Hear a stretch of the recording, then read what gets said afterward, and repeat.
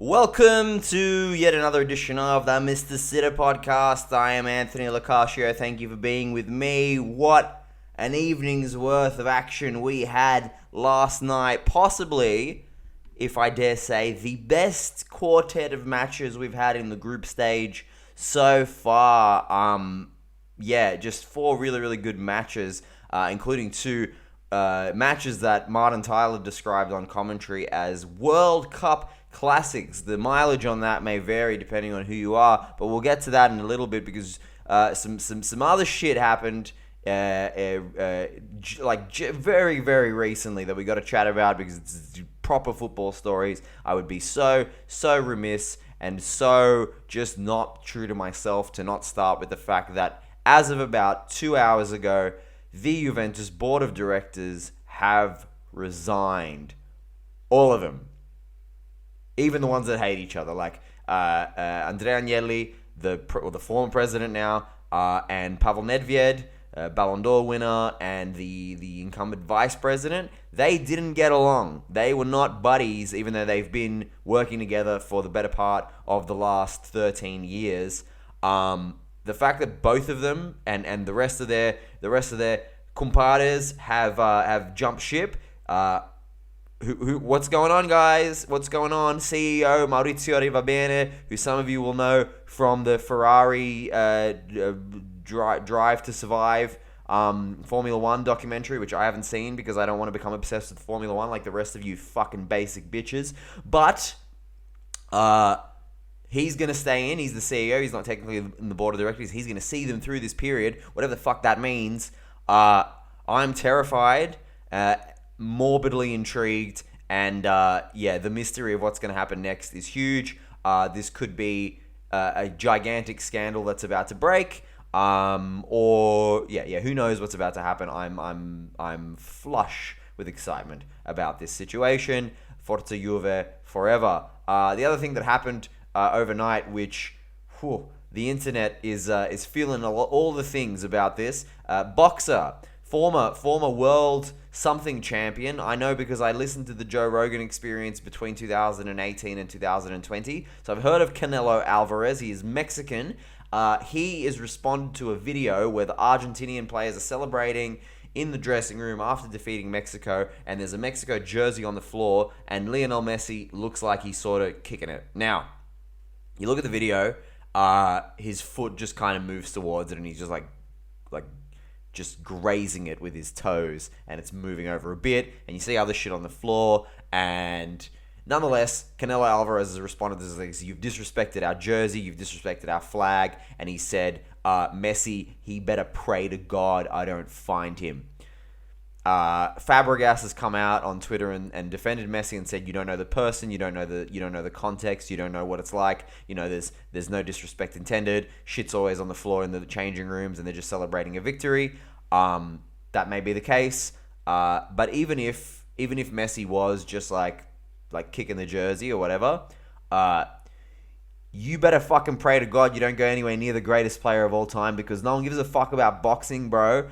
This World Cup is being watched by 5 billion fans, at least 4 billion of which absolutely love Messi and what he's done for this sport and this world over the last 20 years.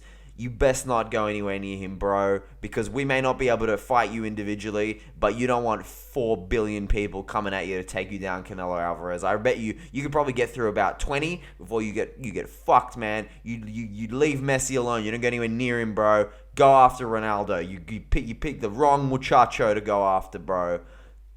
Watch yourself, Canelo. Okay, but we had some great fixtures last night. It's great fixtures, very exciting matches on paper, and then in execution, in practicality, they were even better. Let's start with the top. Let's start with Cameroon, Serbia, which did not end 4-0 to Serbia as I had predicted. Instead, it ended 3-3. It was a World Cup classic. There's spoiler alert, there's two very good performances by African teams overnight. 6 goals scored in total by both Ghana and Cameroon. So naturally, I've decided to wear my Nigeria jersey for this episode. Osisikelele is what I have to say. Fuck yeah. Even though I was not going for Cameroon here, I was rooting for Serbia. And two of my boys were in the starting lineup. Sergej Milinkovic-Savic, Filip Kostic back from injury. Both of them had pretty average games. And by the end of it, I mean, I was watching it with Zoe, and Zoe was well and truly in the corner of Cameroon. I was going for Serbia purely so that I could be right, because everybody knows I care about pride more than anything else. But 3-3, totally deserved result. It's just so easy to get behind all of these African teams, whether it's Morocco, whether it's Cameroon, whether it's Ghana. The fans are the best. The African fans, the costumes, the passion, the creativity, the music, the singing. They never give up. They never abandon their team. They were amazing. Love to see that. Love to see... I didn't actually mention this in the Brazil game, even though it's kind of implicit, but what a special feeling it must be for both Sergej and Vanja Milinkovic-Savic to be playing and starting World Cup games for your country with your brother. Like that, as far as I know, that's unheard of. Maybe the De Boer brothers for the Netherlands in the 90s. Maybe that's one. The Laudrup brothers for Denmark. I don't know if they would have played together at a World Cup. But recently, I don't know about that. Hazard, Eden Hazard and Torgan Hazard. Okay, there's heaps. But either way, it's still a special thing. So good on those guys. Speaking of goalkeepers in this match, Andre Onana, conspicuous by his absence. I actually didn't hear about this until during the game, so I googled it. Turns out that Onana, who plays for Inter Milan, so I fucking hate him, he was dropped by Rigobert Song in the lead up to this match for Cameroon because Song asked him to change his goalkeeping style and he refused. Song wanted him to adopt a, quote, more traditional goalkeeping style. I don't know what the fuck that means. And Onana was just like, no way, I'm not doing it. And so Onana got dropped from the squad entirely. Onana's been a bit of a troublemaker in his career. Remember, he got banned from Ajax for a little while for some gambling shit, and then for a little while he wasn't available in FIFA. That's neither here nor there. This decision to drop Onana would show in this game, but we'll get to that in a little bit. Alexander Mitrovic had a mixed bag of a game. He scored, but he wasn't very good overall. He missed one chance in the first half after creating a beautiful chance for himself and hitting the post. Could have made it 1-0 for Serbia. He missed, like a gilt-edged chance that was created because a Cameroon guy kicked it out if it was in the box, the Cameroon defender kicked it out. It falconed his mate. It fell into the path of another mate who tried to scuff at it, and then it landed right at the feet of Mitrovic, who just shot wide from about a meter away. It was just a cacophony of comedy. It was a calamity. It was a comedy of errors, a sequence of just this standard of football shouldn't be at the top of the game, but it was, and ultimately Cameroon were not punished for this because Mitrovic somehow inexplicably missed. Cameroon then went up through a well-worked set piece, and against the run of play, but then Serbia really turned it on, and at the end of the second half, Serbia really showed they showed themselves to be the team that I know them to be, the team that I see as a team that still can make it all the way to the semi-finals, but they really got to get their shit together in certain departments. But they turned it on and scored 2 goals just at the end of the second half to go into halftime leading. Pavlovic, who had an excellent game overall, scoring a mad header. And then Sergej Milinkovic-Savic, who still hasn't shown exactly why he is so coveted everywhere across Europe. He scored from a pretty tame outside-of-the-box shot that you are almost certain Andre Onana would have saved. The second half, they played Milinkovic-Savic, Sergej, that is, a little bit deeper. They had him in his normal position in midfield, and who would have thought Serbia actually took better control of the game instead of having him as a weird kind of inverted winger that he's been playing in these last 2 games. Who would have thought that would turn it around? And then Mitrovic finally scored. Great little team goal. If you watch Mitrovic's goal in this game, you see that Serbia, if you combine the way that they defended so resolutely and so powerfully and so bullyingly, I don't know if any of those words that I just said are actual real words, but just so robustly against Brazil and in parts against Cameroon, if you combine that with the slickness of the move and the quickness of the attack that Mitrovic scores basically unmarked in the middle of the box, you can see this being a top tier team. They just can't seem to put it together with any kind of consistency, and they play with naivety because once Mitrovic scored and it's 3-1, you think it's done. It so wasn't fucking done. Soon after, Pavlovic, who plays for Monaco and is apparently being scouted by a lot of teams in this World Cup, gets injured, and that totally changed the game. In addition to Vincent Aboubakar, who some of you will remember played for Porto a little while ago now. He's playing in Qatar, funnily enough. He came on, totally took control of the game, got a goal and an assist. He looked like he was totally offside for both, but replays showed that by a knee hair, by a fucking man pube on the kneecap of one of the Serbia players, he was onside. To the point where, with his assist, like Choupo-Moting, who's having a quietly very, very good tournament, Choupo-Moting scored, but Choupo-Moting was like, he didn't celebrate because he's like, you were offside, what are we doing? But he wasn't. So 3-3, and towards the end of the match, you're seeing it, and you're like, the draw doesn't really favor either team. Both of the teams could really go for it here, and yet Stojkovic, the coach of Serbia, doesn't put Vlahovic on, who's still nursing an injury, takes Sergej Milinkovic-Savic off. Luka Jovic, who's having a little bit of a crisis of confidence at the moment, but he's scoring goals for Fiorentina finally, he stays on the bench, and you think to yourself, obviously, Stojkovic is saving these guys for the Serbia game. So Serbia walk away with 1 point. Serbia got 1 point, Cameroon have got 1 point, and Switzerland have got 3 points. It's Switzerland-Serbia in the final game. Stojkovic is basically gambling all of this on Serbia. Like, it's all or nothing. Serbia have got to defeat Switzerland.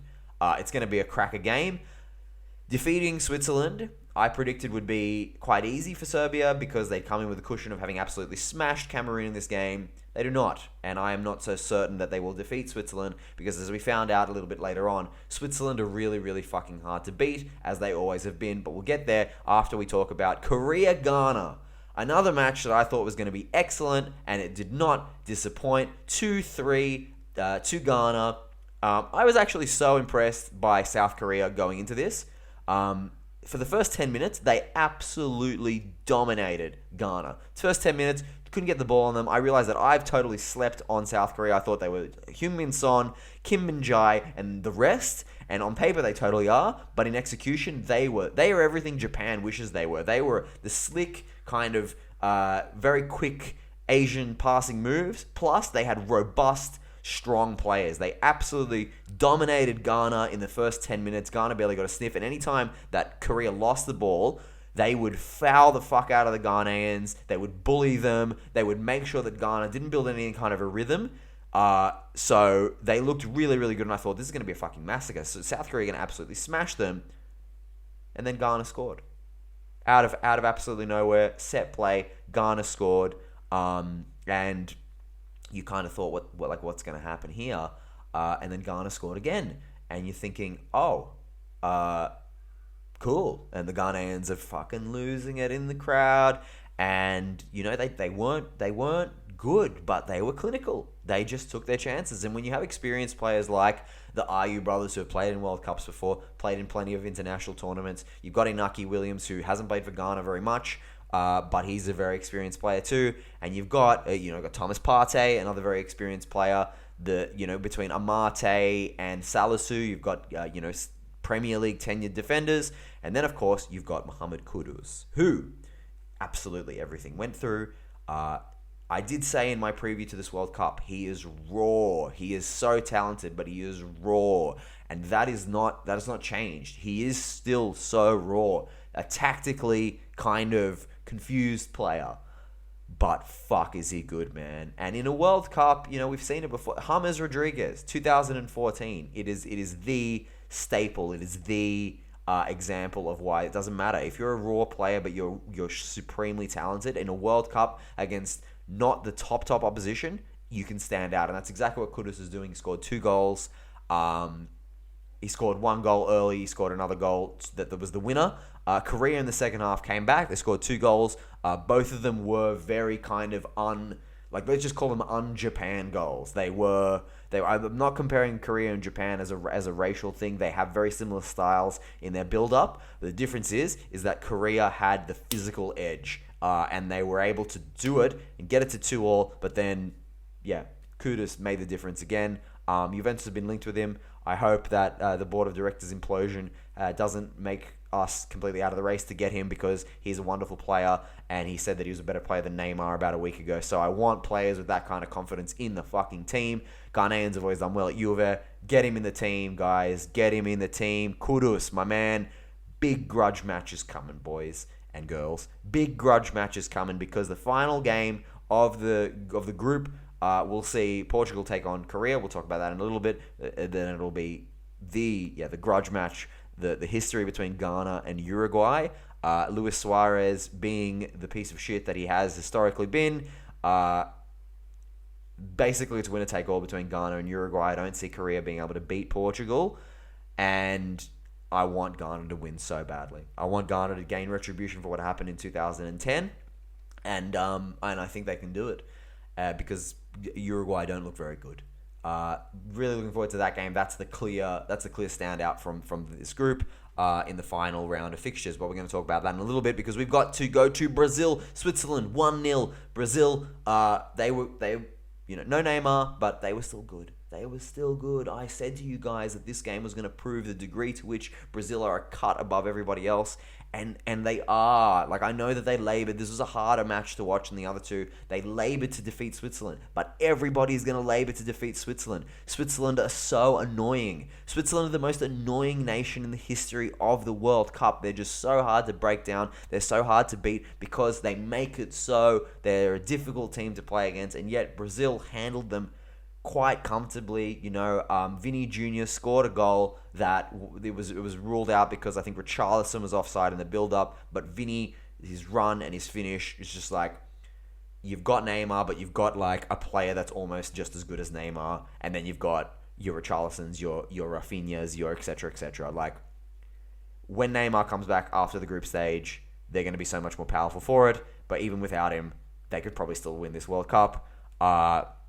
It's gonna be Brazil's to lose, and this game proved it to me more than anyone else. And if you need any more evidence as to the energy that's behind this team at the moment, the legends that were in the crowd. You had Kaká, you had Ronaldo, phenomenal, my favorite player of all time. You had Cafu, you had Roberto Carlos, all wearing their suits, watching the game, super happy, because everybody knows that this is a moment in time for Brazil.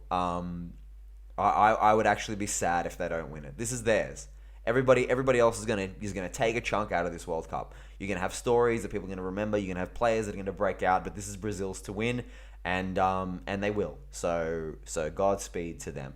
And then the final match of the round was Portugal Uruguay. Now I say Uruguay because for my entire life we've been calling it Uruguay, and I understand that that's not how they pronounce it, but when we're English speakers, we don't always pronounce the countries the way that they pronounce it in that country itself. My family's from Greece. Greece is called Elava. No one's calling it Elava. We're calling it Greece. The Greeks don't even know where that word came from, and yet my entire life watching football, all the pundits, all the commentators, they've always called it Uruguay.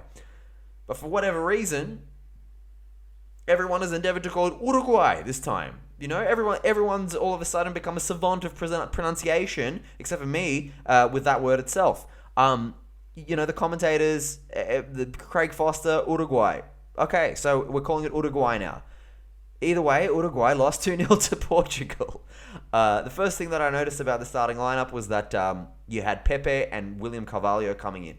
They didn't play against William Carvalho came on. Pepe didn't play in the previous match against Ghana, and you'd think that given that Ghana scored 2 goals and possibly a third, I think Fernando Santos has decided to go with a much more experienced kind of core at the back, and it worked because Pepe, mind-bogglingly, had a wonderful, wonderful game here against Uruguay. But their attack was real good, man.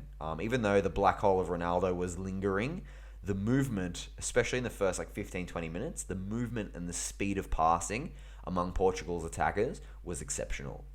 It looked like Spain. It looked really, really scary. And Uruguay didn't look like they had anything going on until Bentancur picked up the ball just outside of the 18-yard box. and dribbled about 3 players and then went one-on-one with the goalkeeper, and Diogo Costa made a great save. And I'm just like so depressed by watching Rodrigo Bentancur be good. It's what I hate about watching Spurs, because I watch Bentancur be amazing, I watch Kulusevski be amazing, I watch Christian Romero be amazing. These are all players that were completely shunted by Juve. I mean, Romero didn't play a minute of football for Juve before being sold to Atalanta for like, I don't know, it was like 15 million euros we sold him to Atalanta, and then Spurs have bought him from Atalanta for like 50 million euros, like a season after. And meanwhile, we're like shelling out $40 million on Bremer. I don't want to get started on that, but to see players that didn't really perform at your club leave and be great at other clubs, you just think, what's going on there? Let's hope it's the board of directors' fault, because you know, who knows? So Antonio Conte's turned Bentancur into a monster. So let's hope that Antonio Conte makes his long-awaited return to Juve at the end of this season. Now that the board of directors aren't there, maybe it really will finally be Allegri out. But I realize we're not doing a Juventus podcast, so let's get back to the game. Nuno Mendes, who is just a prolific, prodigious, young 19-year-old, 20-year-old PSG left-back, formerly of Sporting Lisbon. Many of you will have heard of him. He's been excellent. He made this run down the left wing at one point that was so fast. For a moment, my brain told me it was Rafael Leao. And then moments later, the poor kid had to come off, and he was basically in tears, and it didn't look like he was limping. It was very difficult to determine what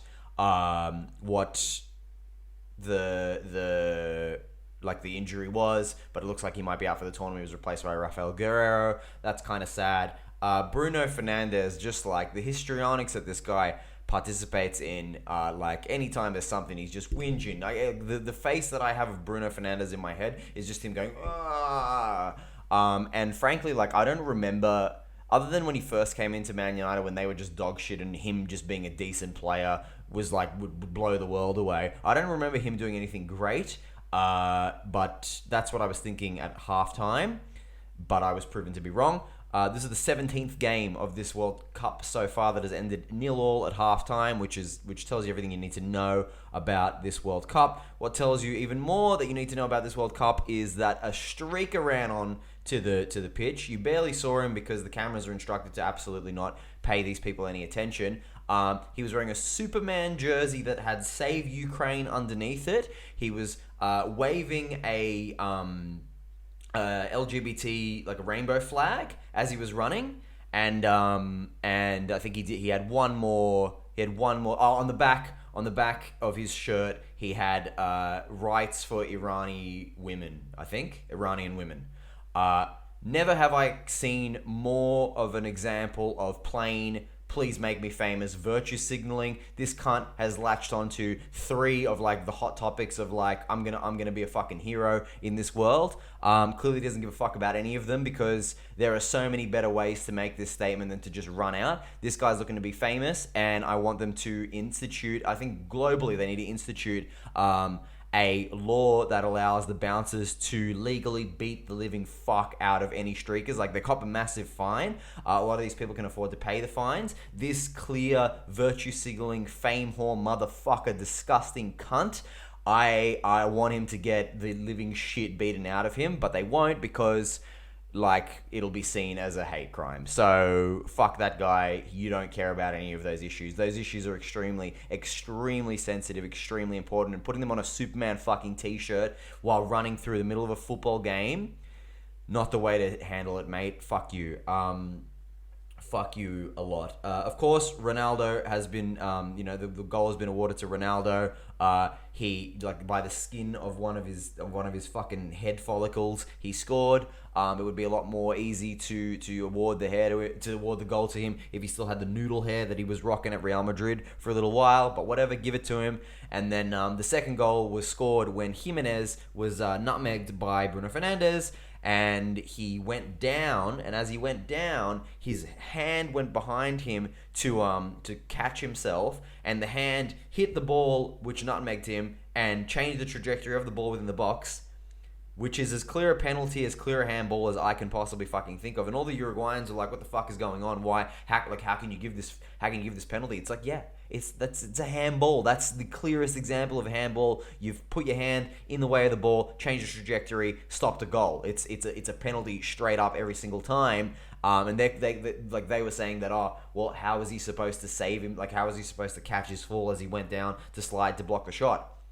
Just don't slide. Block the shot a different way, bro. How was I supposed to stop the goal without my hand? You don't. That's football. That's how goals go in.